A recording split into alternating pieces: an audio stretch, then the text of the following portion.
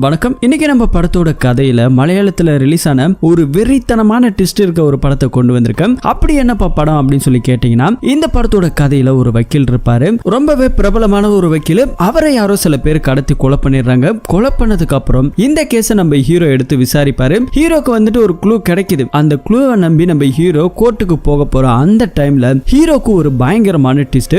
இதனால நம்ம ஹீரோ அப்படியே பிரமிச்சு போய் நிக்க, அடுத்து இன்னும் ஒரு தலை வெடிக்கிற மாதிரி ஒரு ட்விஸ்ட். நம்ம ஹீரோவால தாங்க முடியாது, உங்களாலையும் கண்டுபிடிக்க முடியாது. அந்த அளவுக்கு இந்த படத்தோட கிளைமாக்ஸ் முடிச்சிருப்பாங்க. சோ என்ன ஏதுன்னு மத்தபடி டீடைலா படம் பார்த்து தெரிஞ்சுக்கலாம். இந்த படத்தோட பேரு சத்திய மாத்திரமே போதிபிக்கு அப்படின்னு சொல்லி மலையாளத்துல ரிலீஸ் ஆன வெறித்தனமான ஒரு படங்க. And welcome to Mr Sakthi voice over channel. இது வரைக்கும் நம்ம சேனலை யாராவது சப்ஸ்கிரைப் பண்ணாம பார்த்துட்டு இருக்கீங்க அப்படின்னா மறக்காம சப்ஸ்கிரைப் பண்ணிடுங்க. பக்கத்துல இருக்க பெல் ஐக்கான மறக்காம பிரஸ் பண்ணிக்கங்க. அண்ட் வீடியோக்கு லைக் கொடுக்காதவங்க கண்டிப்பா மறக்காம லைக் கொடுத்துட்டு பாருங்க. இப்ப நேர படத்தோட கதையை பார்ப்போம். இந்த படத்தோட ஸ்டார்டிங்ல ஒரு வீட்டை காமிக்கிறாங்க. ஒரு பொண்ணுக்கு ஸ்கூலுக்கு தேவையான எல்லா பொருளையும் அம்மா எடுத்து வச்சிட்டு இருக்க, இன்னொரு பொண்ணுக்கு ஏதோ கொஞ்சம் அடிப்பட்ட மாதிரி தெரியுது. அந்த பொண்ணு இப்ப ரெஸ்ட்ல இருக்காங்க. சோ அவங்களும் அம்மாவும் சேர்ந்துதான் பொண்ணு ஸ்கூலுக்கு அனுப்புறதுக்கு எல்லா வேலைகளையும் பார்த்துட்டு இருக்காங்க. அப்படியே இந்த வீட்டுக்கு வெளியே நம்ம ஹீரோவை காமிக்கிறாங்க. பேரு ஜேம்ஸ், போலீஸ் ஆபீசரா இருக்கிறாரு. ஐபிஎஸ் எக்ஸாம்ல எழுதிட்டு இப்ப போலீஸ்க்கு இங்க சொந்த ஊர்லயே டிரான்ஸ்பர் வாங்கிட்டு வந்திருக்காரு. சோ அவருக்கு தான் மாமா கால் பண்ணி, என்ன மச்சான், போலீஸ் ஆனதுல இருந்து ஒரு கால் கூட கிடையாது, கண்டுக்க மாட்டேங்கிற போக மாட்டேங்கிற அப்படின்னு சொல்லி பேசிக்கிட்டு இருக்க, இன்னைக்கு நைட்டு வந்துட்டு ஒரு பார்ட்டி இருக்கு, கண்டிப்பா நீ வந்துடணும், சரக்கோடு முறுக்கோடு வந்துரு அப்படின்னு சொல்லிட்டு மாமாக்காரர் பேசிட்டு இருக்காரு. இப்படி ஒரு பக்கம் ஜாலியா அவரோட வாழ்க்கை போயிட்டு இருக்கு ஃபேமிலின்னு. இன்னொரு சீனை நமக்கு காமிக்கிறாங்க. இங்க சில ரவுடிங்க உள்ளுக்குள்ள ஜாலியா சரக்கடிச்சிட்டு இருக்க, அவருக்கு ஒரு வக்கீல் ஒருத்தருங்க யாரோ போன் பண்ற மாதிரி தெரியுது. இவன் வேற சும்மா போன் போட்டு பணம் நம்மள நச்சரிக்கிறான், நிம்மதியாவே இருக்க விட மாட்டேங்கிறான் அப்படின்னு சொல்லிட்டு இருக்க, இவனை பேசாம போட்டுடலாமா அப்படின்னு சொல்லி இவனுக்கு 4 பேர் பேசிட்டு இருக்கானுங்க. அதுக்கான சந்தர்ப்பம் வரட்டும், வெயிட் பண்ண அப்படி சொல்லிட்டு இருக்காங்க. இன்னொரு சீனை நமக்கு காமிக்கிறாங்க. சோ இங்க ஒரு கட்சி மீட்டிங் நடந்துகிட்டு இருக்கு. அந்த இடத்துல நம்ம ஹீரோ பாதுகாப்புக்காக நின்னுகிட்டு இருக்காரு. அந்த நைட் டைம்ல அந்த 4 ரவுடிங்களும் ஏதோ ஒரு வண்டியை ஃபாலோ பண்ணிக்கிட்டே போற மாதிரி தெரியுது. திடீர்னு அந்த வண்டி லெஃப்ட்ல கட் ஆயிடுது. லெஃப்ட்ல கட் ஆகி ஒரு இடத்துல நின்னுட்டு இருக்கு. அந்த வண்டி யாருன்னு பார்த்தா அந்த வக்கீல். கொஞ்ச நேரத்துக்கு முன்னாடி ஒருத்தர் போன் பண்ணிட்டு இருந்தார் இல்லையா, அந்த வக்கீலோட கார் தான் நின்னுட்டு இருக்கு. நின்னதுக்கு அப்புறமும் திரும்ப கால் பண்ற மாதிரி தெரியுது. ஆனா அதே இடத்துல அந்த வக்கீல யாரோ சில மர்ம நபர்கள் கொலை பண்ற மாதிரி நமக்கு காமிக்கிறாங்க. இப்ப அடுத்த நாள் காலையில அந்த கார்ல இருக்கக்கூடிய டெட் பாடியை ஃபாரன்சிக்கர் வந்து செக் பண்ணிக்கிட்டு இருக்காங்க. சீட் பெல்ட் போட்ட மாதிரியே நெஞ்சில சுட்டும் கத்தியால பல குத்துகளை குத்தியும் அவரை கொலை பண்ணி வச்சிருக்காங்க. ஆனா ஃபாரன்சிக்ல வந்து செக் பண்ணதுல ஒரு ஃபிங்கர் பிரிண்ட் கூட மேட்ச் ஆகல, ஒரு ஃபிங்கர் பிரிண்ட் கூட கிடைக்கவும் இல்ல. இப்ப அந்த இடத்துக்கு நம்ம ஹீரோவும் வராரு. ஹீரோ வந்துட்டு இந்த கொலை எப்படி நடந்திருக்கு அப்படிங்கறத பார்த்துட்டு அங்க இருக்கிற ஒரு அசிஸ்டன்ட் போலீஸ்காரர்கிட்ட கேக்குறாரு. இந்த மாதிரி இவர் வந்துட்டு ஒரு வக்கீல், ரொம்பவே பிரபலமானவர், ஆனா இவர் இந்த மாதிரி கொலை பண்றது யார் அப்படின்னு தெரியல அப்படின்னு சொல்லி பேசிட்டு இருக்கும்போது ஃபாரன்சிக்ல விசாரிச்சதுல எந்த ஃபிங்கர் பிரிண்ட் கிடைக்கல. இந்த ரூட்ல இருக்கக்கூடிய ஒரு செக் போஸ்ட் இருக்கு, அந்த செக் போஸ்ட்ல சிசிடிவி கேமரால ஏதாவது இருக்கான்னு சொல்லி செக் பண்ணி சொல்லுங்க. அதுக்கப்புறம் இவரோட மொபைல் நம்பர், இந்த நெட்வொர்க்ல இருக்கக்கூடிய மொபைல் நம்பரை ட்ரேஸ் பண்ணுங்க அப்படின்னு சொல்லிட்டு இங்க இருக்கிற நம்ம ஹீரோ இவரை பத்தி விசாரிங்கன்னு சொல்லிட்டு கிளம்பி போறாரு. சோ அப்படி போயிட்டு இருக்கும்போது ஹீரோக்கு ஒரு போன் கால், அசிஸ்டன்ட் தான் போன் பண்ணிருக்காரு. நீங்க சொன்ன மாதிரி அந்த செக் போஸ்ட்ல போய் பார்த்தேன், அந்த செக் போஸ்ட் கொஞ்ச நாளைக்கு முன்னாடி காலி பண்ணிட்டாங்க. அந்த இடத்துல ஒரு சிசிடிவி கேமராவே இருந்திருக்கு, ஆனா அது சும்மா ஷோக்கு தான் வச்சிருக்காங்க, கனெக்ஷன் எதுவுமே இல்ல சார் அப்படி சொல்லும்போது இந்த இடத்துலயும் கோட்டை விட்டுருச்சு. இன்னொரு சீன்ல இந்த மொபைல் நம்பரை ட்ரேஸ் பண்றத பத்தி அதை விசாரிச்சுட்டு இருக்கான் அப்படின்னு சொல்லிட்டு இங்க இருக்கிற அசிஸ்டன்ட் நம்ம ஹீரோ கிட்ட பேசிட்டு இருக்காரு. அப்படியே கட் பண்ணா இங்க ஒருத்தரை நமக்கு காமிக்கிறாங்க. இவரோட பேரு மனு. சோ மனு ஒரு ஹோட்டல்ல வேலை பார்த்துட்டு இருக்காரு. மனுக்கு அசிஸ்டன்ட் ஒருத்தர் இருக்காரு. இவங்க 2 பேருமே ஒன்னா வேலை பார்க்குற ஒரு ஆளுங்க. இங்க இருக்கிறாரு இல்லையா, இவரோட பேரு மார்டின். சோ மார்டின் கையில நேத்து நைட் ஏதோ அடிபட்டுருச்சாம், அதுக்காக மருந்துகள் எல்லாம் போட்டுட்டு ரெஸ்ட் எடுத்துட்டு இருக்க அதே இடத்துக்கு மனு வராரு. மனு வந்துகிட்டு இருக்கும்போது மார்டின் அங்க இருக்கிற ஒருத்தர்கிட்ட இந்த மாதிரி போலீஸ் நம்பர் ஏதாவது கிடைக்குமா அப்படின்னு சொல்லி பேசிட்டு இருக்காரு.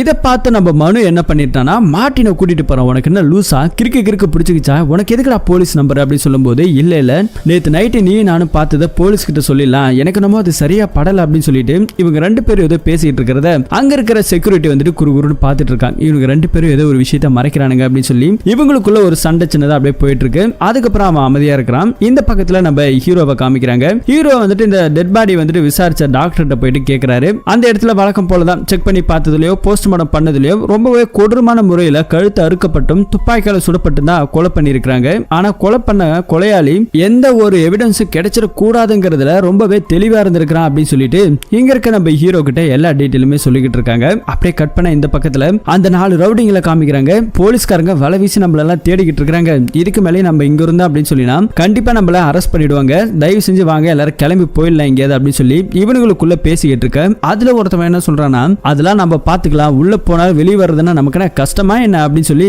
அவன் ஒரு பக்கம் பேசிட்டு இருக்கானுங்க. அடுத்த நாள் காலையில நம்ம ஹீரோவோட மாமா இருக்கார் இல்லையா, அவரோட ரெசார்ட் ஹோட்டல்ல தான் இங்க இருக்கிற நம்ம மனுவும் மார்ட்டினும் வேலை பார்க்கறாங்க. காலையிலே மாமா வந்துட்டு மார்ட்டின் கையில அடிபட்டிருக்குல, என்னப்பா ஆச்சுன்னு சொல்லி கேட்கும்போது, நேத்து நைட்டு இவங்க 2 பேரும் வெளியே போயிட்டு வரும்போது ஒரு வண்டிக்காரன் தட்டிட்டதுல கையில கீழே விழுந்ததுல அடிபட்டுச்சு சார், ஒன்னும் பெரிய அடிலாம் இல்ல அப்படின்னு சொல்லும்போது, உடம்ப பாத்துங்க நீங்க எனக்கு முக்கியம் அப்படிங்கிற மாதிரி சொன்னது மட்டும் இல்லாம வேணும்னா லீவ் எடுத்துக்கங்க அப்படின்னு சொல்லும்போது, மார்ட்டின் இல்ல சார் பரவாயில்ல நான் ஒர்க் பண்றேன் அப்படின்னு சொல்லிட்டு இவங்களுக்குள்ள பேசிக்கிட்டு இருக்காங்க. அப்படியே கட் பண்ண இன்னொரு சீனை காமிக்கிறாங்க. மார்ட்டின் வழக்கம் போல அவ மாப்லாம் போட்டுட்டு இருக்க அதே இடத்துல வந்துட்டு நம்ம மனு இருக்காரு இல்லையா, அவரு கொஞ்சம் ஜாலியா படுத்து ரெஸ்ட் எடுத்துட்டு இருக்காரு. அப்ப அவரோட கனவுல ஏதோ துப்பாக்கிகளை சுடுற மாதிரி ஏதோ ஒரு கொலை பண்ற மாதிரி ஒரு கனவு அவரோட கனவுல வர, அதை நினைச்சு பயந்துகிட்டு இவர் நேரம் வந்துட்டு பதட்டத்துல ஓடி வர அங்க இருக்க செவத்துல முட்டிக்கிறாரு. மூக்கெல்லாம் உடைஞ்சு ரத்தமா ஊத்துது. இதை அங்க இருக்கிறவங்க எல்லாரும் பாத்துக்கிட்டு இருக்காங்க. அதே இடத்துல ஹீரோக்கு கமிஷனர் போன் பண்ணிருக்காரு. போன் பண்ணி இந்த மாதிரி ஒரு கொலை நடந்தது இல்லையா, அந்த கொலையை நீங்க வேணா விசாரிக்கிறீங்களா, விசாரிச்சா உங்களால கண்டுபிடிக்க முடியுமா, இந்த கேஸை உங்களால சால்வ் பண்ண முடியுமான்னு சொல்லி கேட்கறாங்க. ஏன்னா நம்ம ஹீரோக்கு இன்னும் கொஞ்சம் நாள் ஏதோ ப்ரொமோஷன் வரப்போதான். சோ இந்த டைம்ல வந்துட்டு நீ கேஸை எடுத்து நடத்தும் போது அதுல ஏதாவது ரீமார்க் ஆயிடுச்சுன்னா உன்னோட ப்ரொமோஷன் பாதிக்கும், அதனாலதான் சொல்றேன் சொல்லும்போது, இல்ல சார் இந்த கேஸை வந்துட்டு நானே விசாரிக்கிறேன் அப்படின்னு சொல்லிட்டு இங்க இருக்கிற நம்ம ஹீரோ இந்த கேஸை விசாரிக்கிறதாக முடிவு பண்ணிட்டாரு. இப்ப மாமாவும் நம்ம ஹீரோவும் ஒன்னா மீட் பண்ணிக்கிறாங்க. அப்ப நம்ம ஹீரோ ரொம்ப அப்செட்டா இருக்காரு. என்னப்பா விஷயம் சொல்லி கேட்டா, இந்த மாதிரி ஒரு கொலை நடந்துருச்சு, இந்த கொலையில எந்த ஒரு எவிடன்ஸுமே கிடைக்கல, இந்த கேஸை வந்துட்டு நான் தான் விசாரிக்க போறேன், அது இல்லாம இந்த கேஸ்ல ஏதாவது ரீமார்க் ஆச்சுன்னா என்னோட ப்ரொமோஷன் வாழ்க்கையே போயிடும் அப்படிங்கிற மாதிரி இவர் பேசிட்டு இருக்காரு. அதெல்லாம் ஒண்ணு கிடையாது, நீ கரெக்டா விசாரி அப்படின்னு சொல்லி இவங்க பேசிட்டு இருக்க நைட் டைம்ல நம்ம மனுவும் மார்ட்டினும் தூங்கிட்டு இருக்காங்க. மார்ட்டினுக்கு வந்துட்டு சரியா படல. மனு கிட்ட என்ன சொல்றானா, பேசாம நம்ம போலீஸ்ல போயிட்டு நடந்ததை எல்லாத்தையும் சொல்லிடலாமா அப்படின்னு சொல்லிட்டு நம்ம மார்ட்டின் மனு கிட்ட கேட்க, உனக்கு என்ன கிறுக்கு பிடிச்சிக்கிச்சா, போலீஸ்ல போயிட்டு சொன்னோம்னா கண்டிப்பா என்னையும் போலீஸ் கோர்ட்டு கேஸ்னு இழுத்து நம்மள அலைய விட்டுருவானுங்க, நம்மளோட வாழ்க்கையே நிம்மதி இல்லாம போயிடும், பேசாம அமைதியாரு, நம்ம எதுவுமே தெரியாத மாதிரி காமிச்சுக்கலாம் சொல்லும்போது, மார்ட்டின் வந்துட்டு அங்க இருக்கிற சிலுவையை அப்படியே கும்பிட்டுட்டு நிம்மதியா படுத்து தூங்குறாரு. ஆனா அவருக்கு தூக்கமே வரல. அதே மாதிரி நம்ம மனு மார்ட்டின் கூட வேலை பார்க்கிற ஒரு மேனேஜர் இருக்காரு.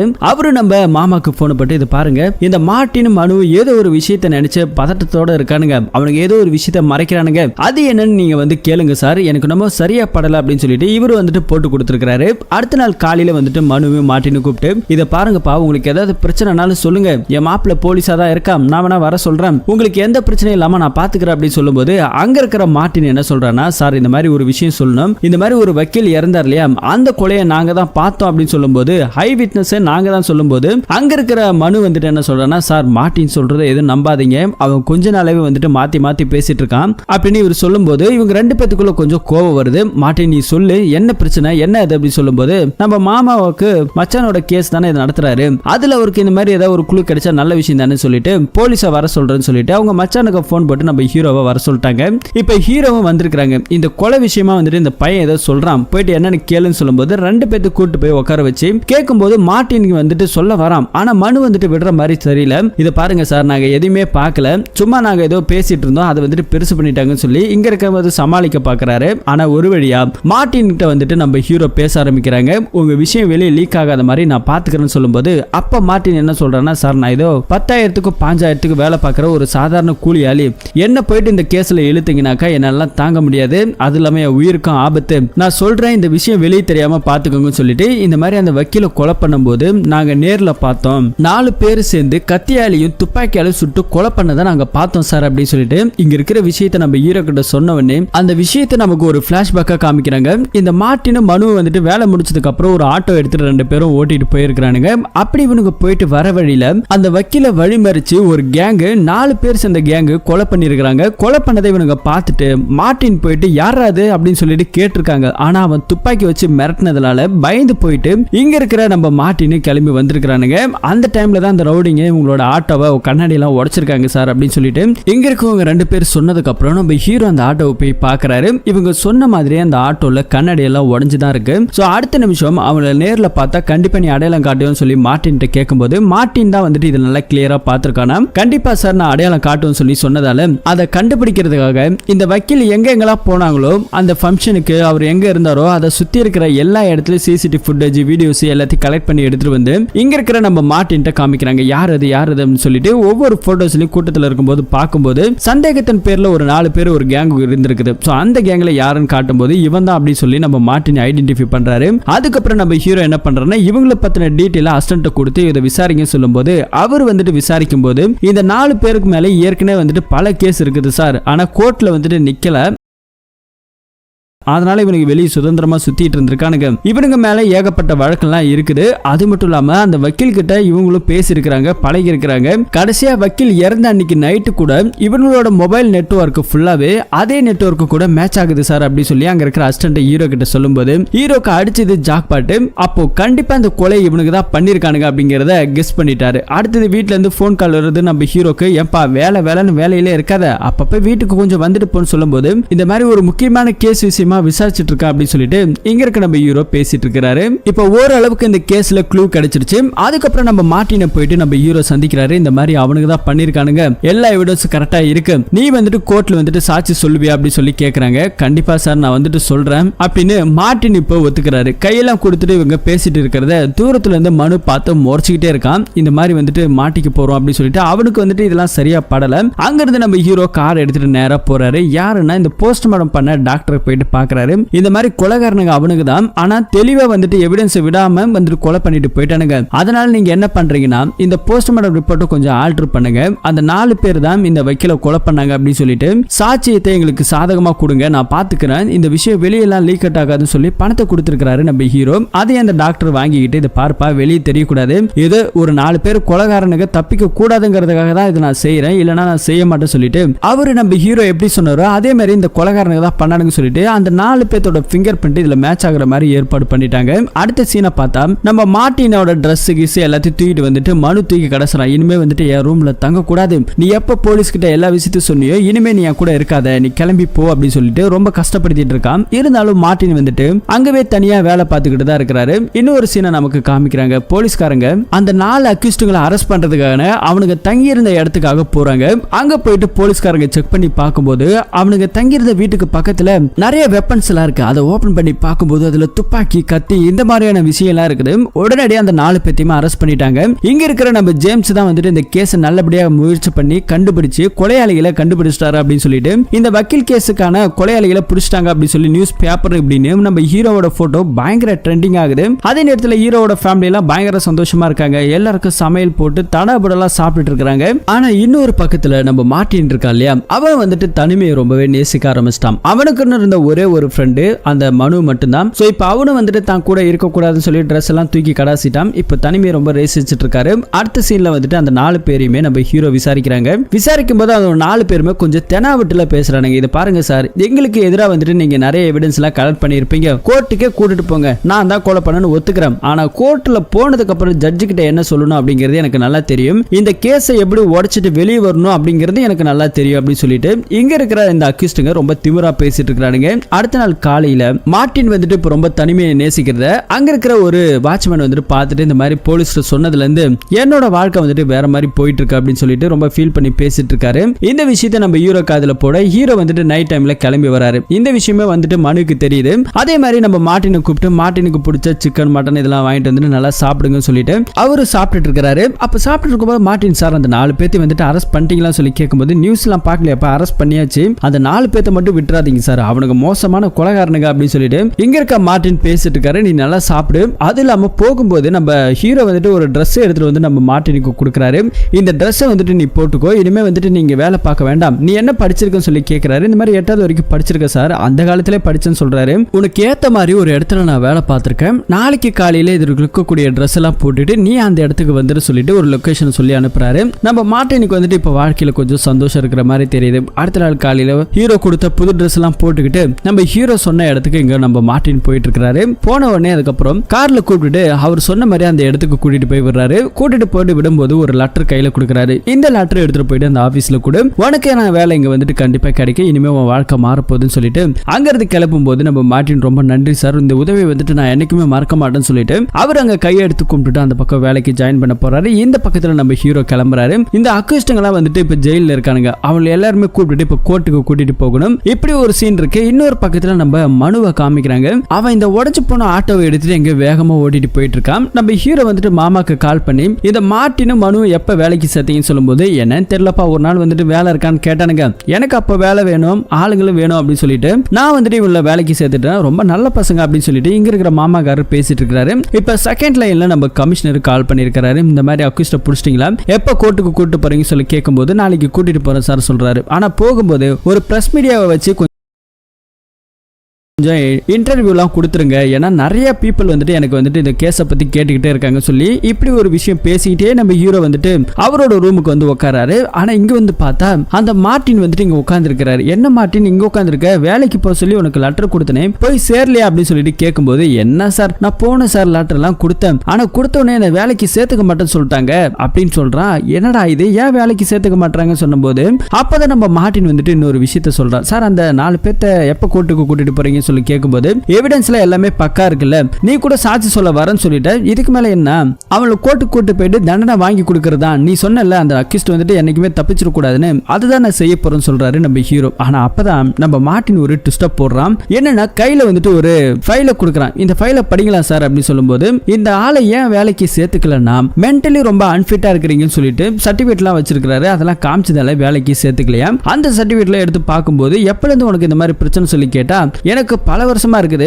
சர்டிபிகேட் பாருங்களேன் அப்படின்னு நம்ம மார்ட்டின் சொல்லும்போது ஹீரோக்கு ஒண்ணுமே புரியல. சரி இருக்கட்டும், நீ போய் வேலையை பாரு அப்படின்னு சொல்லும்போது, ஏன் சார் வேலையை பார்க்கறதுக்காக இப்ப நான் போறேன், இந்த கேஸ் இருக்கு இல்லையா, இந்த கேஸுக்கு முக்கியமான சாட்சியே நான் தான், ஏன்னா நான் தான் அந்த கொலை பண்ணும்போது நேர்ல பார்த்த ஆளு, நான் வந்துட்டு கோர்ட்ல தான் சாட்சி சொல்லணும். அப்படி சாட்சி சொல்லும்போது ஆப்போசிட்ல இருக்கிற வக்கீலே இந்த ஆளு மென்டலி அன்ஃபிட், இவன் ஒரு பைத்தியக்காரன் சொல்லிட்டு இந்த சர்டிபிகேட்ல எடுத்து காமிச்சிட்டா இந்த கேஸ் வந்து கோர்ட்ல நிக்குமான்னு சொல்லி கேட்க நம்ம ஹீரோக்கு கிறுகிறுன்னு வருது. அது மட்டும் இல்லாம நம்ம ஹீரோ கிட்ட வந்துட்டு ஒரு விஷயத்தை அந்த மார்ட்டின் மறைச்சிருக்கான். என்ன அப்படின்னா, இவன் வந்துட்டு 8வதுலாம் படிக்கல, ப்ரொஃபஸரா இருந்திருக்கான், ஒரு PhD படிச்ச ஒரு ஆளா அந்த மார்ட்டின் இருந்திருக்கான். சமீபத்துல தான் வந்துட்டு இந்த மாதிரி பிரச்சனை அப்படின்னு சொல்லிட்டு இந்த மாதிரி சர்டிபிகேட் எல்லாம் கொடுத்திருக்காங்க. இதெல்லாம் தெரிஞ்சுக்கிட்டு நம்ம ஹீரோக்கு ஒண்ணுமே புரியல. ஆனா மார்ட்டின் பேசுற தோரணையே கொஞ்சம் வித்தியாசமாவும் மிரட்டுற மாதிரி இருக்குது. நீங்க வந்துட்டு அவனை கோர்ட்டுக்கு கூட்டிட்டு போங்க, என்ன செய்யணும் அப்படிங்கறத நான் பாத்துக்கிறேன்னு சொல்லிட்டு கொஞ்சம் திமிர ஏஞ்சி வரும்போது நம்ம ஹீரோக்கு பயங்கர கோபம். ஆனா இந்த கோபத்துல வச்சு என்ன பண்ண முடியும், அடிச்சாலும் வந்துட்டு ஒரு வயசானவனா இப்படி அடிக்கிறே, இனிமே வந்துட்டு உன்னால எதுவும் செய்ய முடியாது,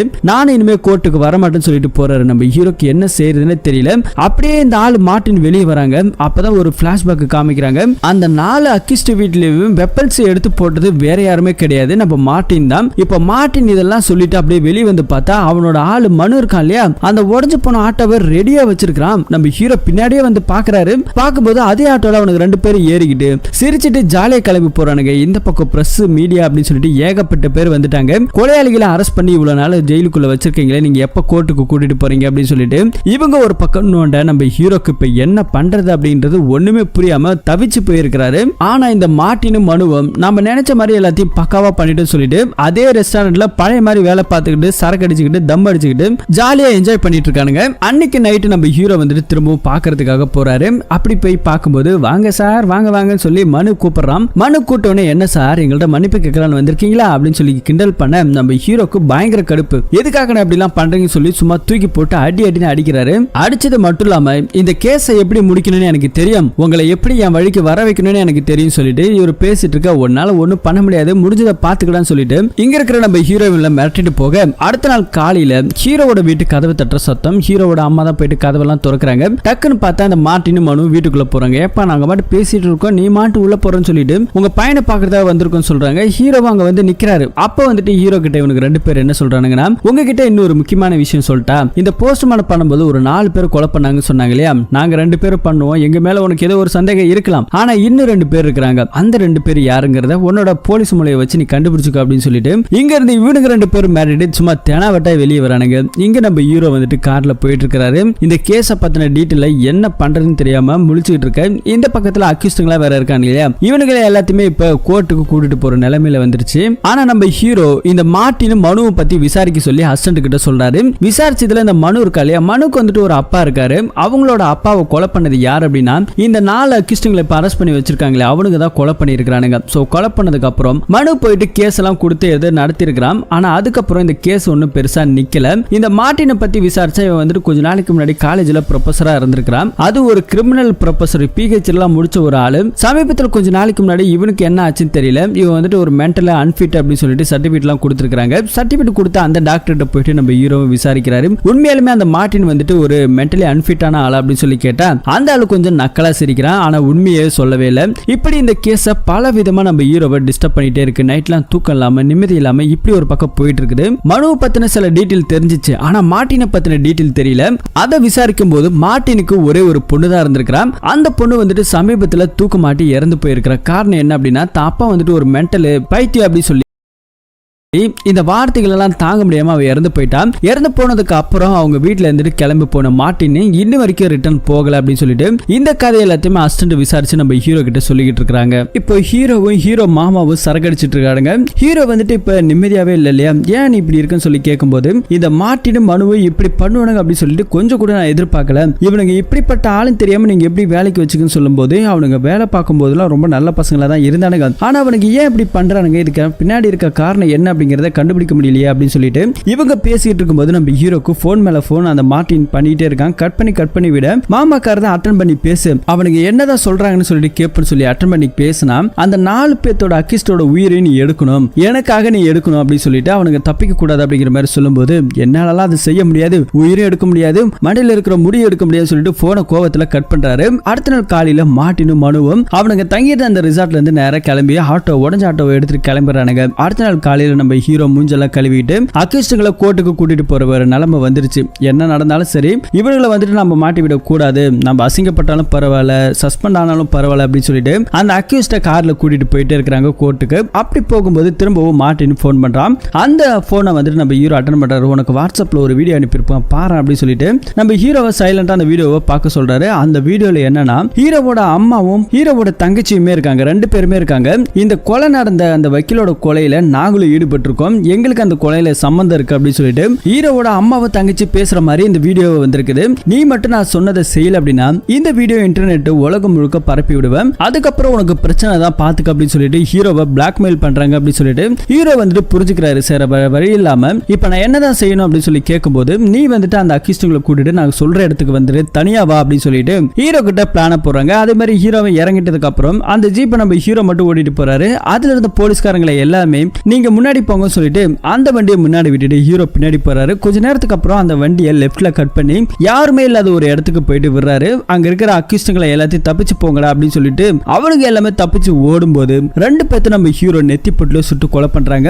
இன்னும் 2 பேர் தூரத்துல ஓடும்போது அவனுங்களுமே சுட்டு கொலை பண்றாங்க. கொலை பண்ணி முடிச்சதுக்கு அப்புறம் நம்ம ஹீரோ துப்பாக்கி வச்சுக்கிட்டு அங்கே நிக்க அதே இடத்துக்கு அந்த உடஞ்சு போன ஆட்டோ வருது. அவனுங்க 2 பேர் வெளியே வந்து எல்லாரும் செத்துட்டானுங்களான்னு பார்த்ததுக்கு அப்புறம் தான் நம்ம மனு இருக்கான் இல்லையா, அவன் மார்ட்டினை கட்டி பிடிச்சிட்டு அழுகுறான். அதுக்கப்புறம் நம்ம ஹீரோ கடுப்பாய் துப்பாக்கி எடுத்து மார்ட்டினை பார்த்து நீட்டி எதுக்காக இதெல்லாம் பண்ற, ஏன் பண்ண, எதுக்காக இந்த 4 பேர்த்த சிக்க வச்ச, என்னதான் பிளான் அப்படின்னு சொல்லிட்டு கேட்கும்போது அதே துப்பாக்கியை வாங்கி புடிங்கிட்டு நம்ம ஹீரோவை நெத்திப்பட்டுல வச்சு மிரட்டுறான். மிரட்டினது மட்டும் இல்லாம இப்ப இந்த கேஸை வந்துட்டு எப்படியுமே மாட்டிக்குவேன், எல்லாத்தையும் நான் சொல்லுவேன் அப்படின்னு சொல்லும்போது அங்க கையில வச்சிருக்க துப்பாக்கி எடுத்து நம்ம ஹீரோ தலையில ஒரே அடி ரத்தம் புலப்பலன்னு ஊத்த இதை பாரு இந்த துப்பாக்கி எப்படி இந்த அக்கிஸ்டங்க தப்பிச்சு ஓட பார்த்தானுங்க, என்ன அடிச்சானுங்க, அடிச்சுட்டு போகும்போது தான் நான் என்னோட தற்காப்புக்காக கொலை பண்ணிட்டேன், சுட்டுட்டேன் அப்படின்னு சொல்லிட்டு இந்த ஸ்டேட்மெண்ட் வந்துட்டு நீ கோர்ட்ல சொல்லிக்க, அதிகபட்சம் உனக்கு சஸ்பெண்ட் தான் ஆகும், வேலை எல்லாம் போகாதுன்னு சொல்லிட்டு நம்ம மார்ட்டின் பக்காவா வந்துட்டு அவரோட கிரிமினல் மைண்ட் சொல்லிட்டு அங்கிருந்து கிளம்பி போகும்போது கடைசி வரைக்கும் நீ சொல்லவே மாட்டியா, எதுக்காக இதெல்லாம் பண்றேன்னு சொல்லி கேட்கும்போது நான் சொல்ற கேஸ் ஃபைல் எடுத்து பாரு உனக்கு எல்லாமே புரியும் சொல்லிட்டு கேஸ் நம்பர் 124/2017 சொல்லிட்டு இந்த கேஸ் எடுத்து பார்த்தவனுக்கு எல்லாமே புரியும் சொல்லிட்டு அந்த உடஞ்சு போன ஆட்டோல ஏறி கிளம்பி போயிட்டானுங்க. அதுக்கப்புறம் போலீஸ்காரங்க எல்லாமே இங்க இருக்கிற லொகேஷனை கண்டுபிடிச்சு வர இங்க 4 பேருமே இறந்து கிடக்குறாங்க இல்லையா. இது வந்துட்டு மேல இருக்கிற கமிஷனர் போன் போட்டு அவனுக்கு தப்பிச்சு ஓட பார்த்தா நீ காலில் தானே சுடணும், எதுக்காக நெத்தி பொட்டுல சுட்ட, இப்படின்னு பல கேள்விகள் ஒரு பக்கம் போயிட்டே இருக்குது. நம்ம ஹீரோவை வந்துட்டு ஹாஸ்பிட்டல்ல சேர்த்திருக்காங்க. கட்டெல்லாம் கட்டுறதுக்கு அப்புறம் அசிஸ்டன்ட் கிட்ட சொல்லி கான்ஸ்டபிள் கிட்ட வந்துட்டு இந்த மாதிரி 124/2017 இந்த கேஸ் ஃபைலை எடுத்து என்ன டீட்டெயில்ங்கிறது எனக்கு சொல்லுங்கன்னு சொல்லும்போது அந்த கேஸ் ஃபைலை எடுத்து தான் அங்க இருக்கிற கான்ஸ்டபிள் ஒரு விஷயத்தை நம்ம ஹீரோ கிட்ட சொல்லியிருக்காரு. அதை சொன்ன உடனே நம்ம ஹீரோவோட மைண்ட் நேரா அப்படியே அவங்களோட வீட்டுக்கு போகுது. ஹீரோவோட வீட்டுல எப்பயுமே ஒரு போட்டோஸ் இருக்கும். அந்த போட்டோஸ் வந்துட்டு இது நாள் வரைக்கும் நம்ம ஹீரோ பார்த்ததே இருக்க மாட்டாரு. இப்போ வந்துட்டு சமீபத்தில் வந்துட்டு அந்த போட்டோஸ் பார்க்கும்போது அதுல வந்துட்டு நம்ம மார்ட்டின் போட்டோ இருக்கும். அப்பதான் ஒரு பிளாஷ்பேக் நமக்கு காமிக்கிறாங்க. ஆக்சுவலி நம்ம ஹீரோவோட அம்மா இருக்காங்க இல்லையா, அவங்க ஒரு சாதாரண ஆள் கிடையாது, அவங்க ஒரு ஜட்ஜி. சோ அவங்க என்ன பண்ணிருக்காங்கன்னா இந்த கேஸ் ஃபைல் சொன்னா இல்லையா மார்ட்டின், அந்த கேஸ் ஃபைலுக்கான ஒரு பிளாஷ்பேக் நமக்கு இங்க காமிக்கிறாங்க. இந்த இறந்து போன வக்கீல அந்த டைம்ல வந்துட்டு பயங்கர கிரிமினல் மைண்ட் பிடிச்சவன், பணத்துக்காக என்ன வேணாலும் செய்வான், இந்த சட்டத்தை எப்படி ஹேண்டில் பண்ணணும் அப்படிங்கறத அவனை விட யாருமே தெளிவா ஸ்கெட்ச் பண்ண முடியாது. அப்படிதான் வந்துட்டு மனு இருக்கான் இல்லையா, அவங்க அப்பா வந்துட்டு இந்த 4 பேர் அக்யூஸ்டுக்கு சேர்ந்து கொலை பண்ணிட்டாங்க. இந்த கொலை பண்ணது இவனுக்கு தான் சொல்லிட்டு மனு கேஸ் போட்டிருக்காரு. இந்த கேஸ் கோர்ட்டுக்கு வந்திருக்குது. அப்ப ஜட்ஜா இருந்த நம்ம ஹீரோவோட அம்மா விசாரிச்சு இவனுங்க தான் அக்யூஸ்ட் அப்படிங்கிற மாதிரி இந்த 4 பேர்த்த தூக்கி உள்ள வச்சிருப்பாங்க. ஆனா அதுக்கப்புறம் அவனுங்க 4 பேர் பணத்தை இறைச்சு இங்க இருக்கிற இறந்து போன வக்கீல்கிட்ட பணத்தை கொடுத்து எங்களை எப்படியா வெளியே கொண்டு வாங்கன்னு சொல்லிட்டு இவங்களோட ஹெல்ப்பை கேட்டிருக்கானுங்க. இறந்து போன வக்கீல் பயங்கரமான கிரிமினல் மைண்ட், அது ஹைகோர்ட்ல வேலை பார்க்குற ஒரு ஆளு. இவர் என்ன பண்ணிருக்காருன்னா இந்த 4 பேருமே நிரபராதி சொல்லி ஹைகோர்ட்ல கேஸ் போட்டு ஒரு வழியா அந்த 4 பேர்த்தையும் நிரபராதி அப்படிங்கிற மாதிரி ஜெயிச்சிட்டாரு. அதுக்கப்புறம் நம்ம ஹீரோவோட அம்மா இந்த கேஸ் போட்ட நம்ம மனு இவங்களை எல்லாத்தையும் நிக்க வச்சுட்டு நம்ம வக்கீல ஒரு ஷாக்கிங்கான விஷயத்த சொல்றாங்க. ஆக்சுவலி வந்துட்டு மனுக்கு வந்துட்டு இந்த அளவுக்கு விவரம்லாம் கிடையாது. நம்ம மார்ட்டின் இருக்கா இல்லையா, மனுக்கு தெரிஞ்ச ஒரு ஆளு. மார்ட்டினுக்கு மூலியமா தான் வந்துட்டு இந்த கேஸ் போடுறது எப்படின்னு சொல்லிட்டு மனுவெல்லாம் போட்டு இந்த தண்டனையை வாங்கி கொடுத்தாங்க. கடைசியில வந்துட்டு மார்ட்டின் வந்துட்டு ஒரு மென்டலு, அவ வந்துட்டு ப்ரொஃபஸரா இருக்கிறதுக்கே தகுதி இல்லாதவன்னு சொல்லிட்டு அவருக்கு வந்துட்டு பைத்தியக்கார முத்திரை கொடுத்து அவனை ஒரு ஓரமா உட்கார வச்சிருக்காங்க.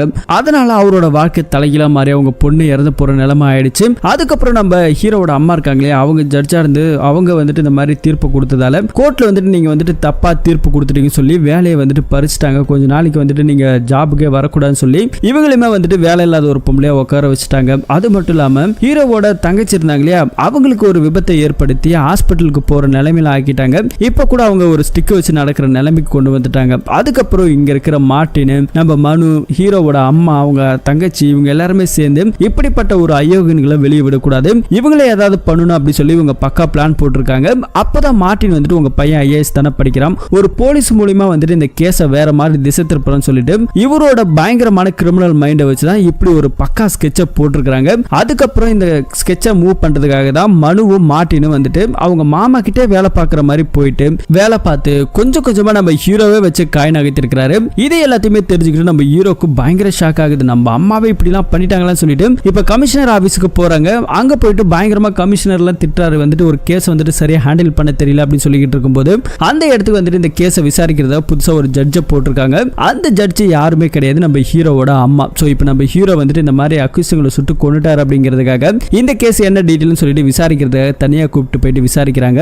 அப்ப அம்மா நீயாமா அப்படிலாம் பண்ண அப்படி சொல்லி கேட்கும்போது இதை பாரு அம்மாலாம் சொல்லாத, இந்த இடத்துல நான் ஒரு ஜட்ஜி, என்ன மேடம்னு கூப்பிடுன்னு சொல்லிட்டு அவங்கள்ட்ட வந்துட்டு என்ன சொல்றாங்கன்னா இந்த மாதிரி அந்த 4 பேரும் உன்னை தாக்க வந்தாங்க, அதனால நீ உன்னோட தற்காப்புக்காக சுட்டு கொண்டுட்ட, உனக்கு ஒரு 6 மாசம் சஸ்பெண்ட், அதுக்கப்புறம் நீ வேலைக்கு ஜாயின் பண்ணிக்கலாம்னு சொல்லிட்டு என்ன ஸ்டேட்மெண்ட் எழுதணுமோ நான் கரெக்டா எழுதிக்கிறேன். இறந்து போன வக்கீல் ஒரு நல்லவன் கிடையாது, அவனை தப்பிக்க வச்ச அந்த 4 பேர் இருக்காங்க இல்லையா, அவனை நீ சுட்டு கொன்னிய, அவனுங்களும் நல்லவன் கிடையாது, இவனுங்கெல்லாம் சாக வேண்டிய ஆளுங்க, இவனுங்க 4 பேர் சேர்ந்துக்கிட்டு எத்தனையோ பேரோட வாழ்க்கையை விளையாண்டுருக்கானுங்க அப்படின்னு சொல்லிட்டு நம்ம ஹீரோ கிட்ட அவங்க அம்மா சொல்லி கிளம்புறாங்க. அதுக்கப்புறம் நம்ம மனு வந்துட்டு அவங்க அப்பாவுக்கு திதி எல்லாம் கொடுத்து முடிச்சதுக்கு அப்புறம் அவர் போட் எடுத்துட்டு சந்தோஷமா போக ஆரம்பிக்கிறாங்க. உள்ளுக்குள்ள நம்ம ஹீரோ வந்துட்டு அப்படியே சிகரெட் பத்த வச்சுக்கிட்டு இருக்காரு. அப்ப மார்ட்டின் வந்துட்டு சில விஷயத்த நம்ம ஹீரோ கிட்ட சொல்றாரு. என்னன்னாக்கா அந்த வக்கீல கொலை பண்ணது வேற யாருமே கிடையாது, நான் தான். நான் கொலை பண்ணும் போது நாங்க 4 பேருமே பக்கத்துல தான் இருந்தோம். நான் தான் அவனை துப்பாக்கியால சுட்டு கொன்னேன், மனு தான் அவனை கத்தியால அறுத்து கொன்னான். அவங்களோட அப்பாவை அவங்களை எப்படி எல்லாம் கொலை பண்ணி சித்திரவதைப்படுத்திருப்பாங்களோ அது மாதிரி துடிக்க துடிக்க கொன்னது நாங்க தான் அப்படின்னு சொல்லிட்டு